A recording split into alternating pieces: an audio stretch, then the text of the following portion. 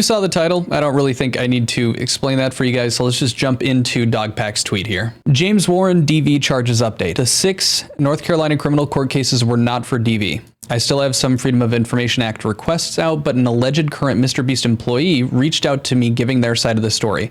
I think this person is mistaken with a lot of details, but I do now believe the James Warren DV case that circulated the office was most likely the wrong James Warren. Of course, none of my sources knew that. I tried multiple times to get in touch with the person who allegedly found the charges before making my video and did not get a response. I should have waited on the FOIA request before mentioning the DV charges allegations. However, I believe I was clear in my video that they were just allegations of charges. Charges are themselves unproven accusations, not convictions. I'm not a professional journalist or investigator. My goal is just to bring credible allegations to light so they can be properly investigated and people can be held accountable. I still believe there are other credible allegations involving James Warren that need to be investigated. And then here are those messages. Do you know about the James Warren DV charges?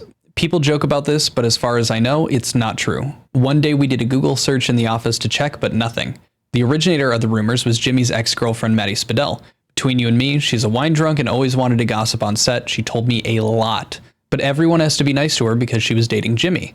If you can't tell by now, MrBeast is filled with gossip, rumors, and toxic crap. New rumors every day. Damn, I heard Blank found the charges and others corroborated, but okay, what do you know about LaQuia Hill? Blank is a saint. I was very close with her. She was there when we Googled, but that domestic case was another James Warren. Jokes were made, but it wasn't him. Yeah, those jokes seem to convince a lot of people. I've also heard from people who have witnessed James' domestic abuse firsthand. I want to get us all on the same page, so let's also just go over what he said about these charges in his video. I heard that he's very aggressive. I've heard him referred to as a psychopath who screams at people and hits his girlfriends.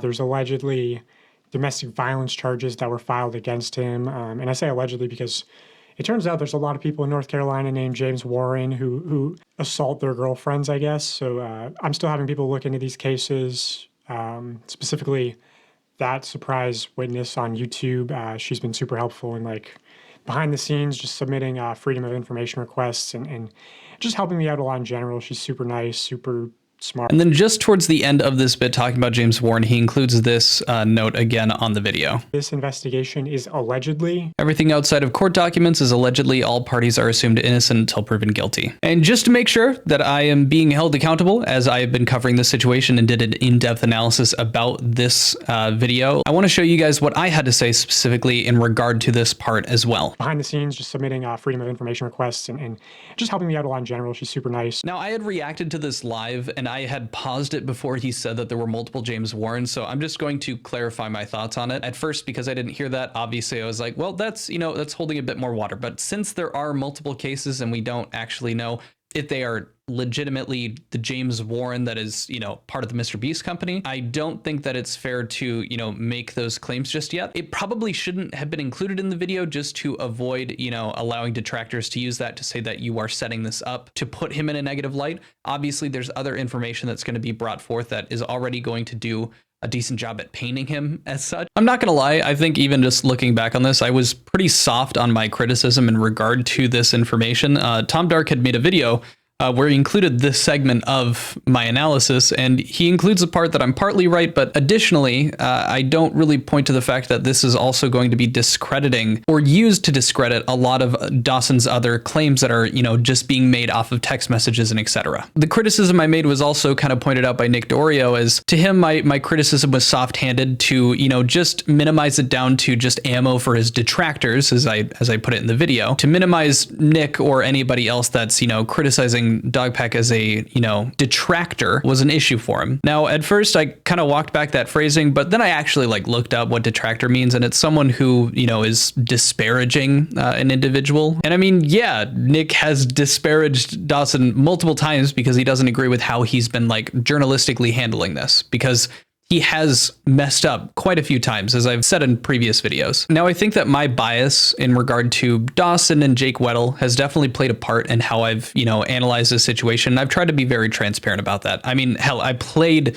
Fortnite with Cam, Dawson, and Jake Weddle. I'm not going to act like that hasn't, affected my interpretation of information. But even with that, even in my analysis, I've tried to do my best to make sure that at the very least, I'm calling out what I think isn't a good idea to be including in a video in case something like what we found out today happens, where he was dead wrong. There was no DV charges against James Warren. My other reason that I wasn't like super critical was because of how often he says that this is alleged, and these are going off of what he's heard from former employees, current employees, what he's heard about James Warren and all of the other information that he presented. Most of that entire video was just showing text messages from personally verified employees, which I told people in that video, take that, as you will. He makes it very clear that the information that he's bringing up is not true insofar as it is information that he's heard from people working in the company. And he goes out of his way to say that multiple times. And a big part of my channel is trying to just say, hey,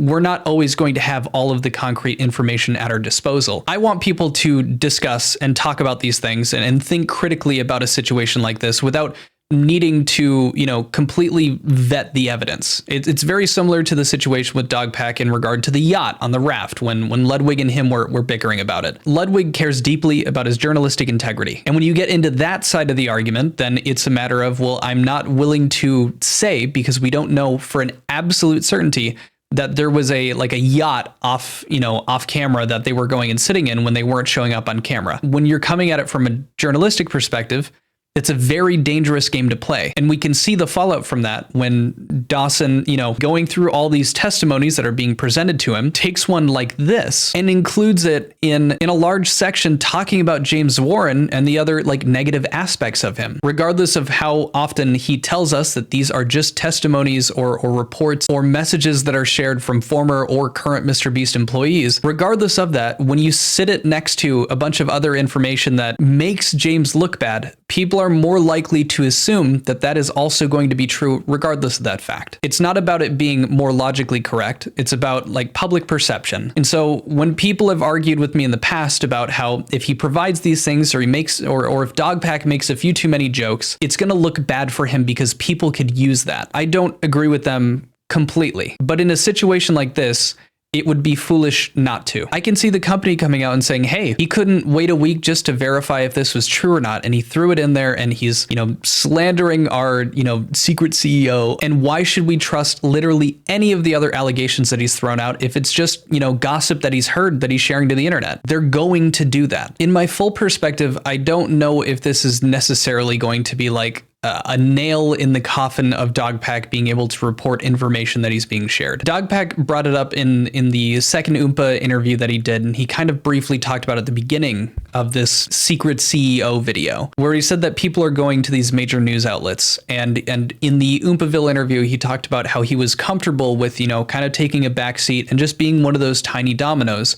Because as we're seeing now, NBC News, I believe it's them, I'll put it on screen if it isn't, did an interview with Rosanna Pansino. Major news outlets are starting to cover this information. And that was the goal to begin with, because we knew that this little bubble of, commentary drama on YouTube, our little niche, was not going to be the target audience that was going to actually do anything to make changes. It has to be, the kids that watch or the parents that are, supposed to monitor what their kids are watching and take care of that. And now that we're seeing it hit mass media, we're going to actually, hopefully, start to see some movement as long as more and more information that is vetted gets out. But regardless of him screwing up with this DV charge, which again is serious, that does not take away from what he included in his first video, the interview with Jake Weddle. It does not take away from those points. I think if anything, it takes more credibility away from some of the other content that he covered in this, secret CEO video, where a lot of the other stuff, most of everything else in that video was testimony. I think I'm absolutely going to get a bit of shit for this because I